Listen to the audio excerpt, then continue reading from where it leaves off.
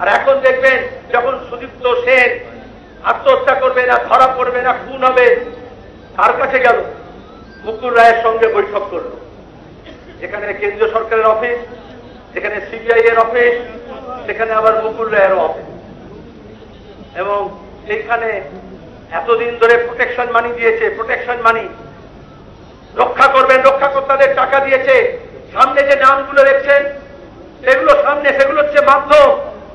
আদতে দিয়েছে তৃণমূল কংগ্রেসকে, আদতে দিয়েছে পরিবর্তনের জন্য, আদতে দিয়েছে বামপন্থীদের সরানোর জন্য, আদতে দিয়েছে লাল ঝান্ডার কর্মীদেরকে খুন করার জন্য, আদতে দিয়েছে পশ্চিমবঙ্গের মানুষকে বোকা বানানোর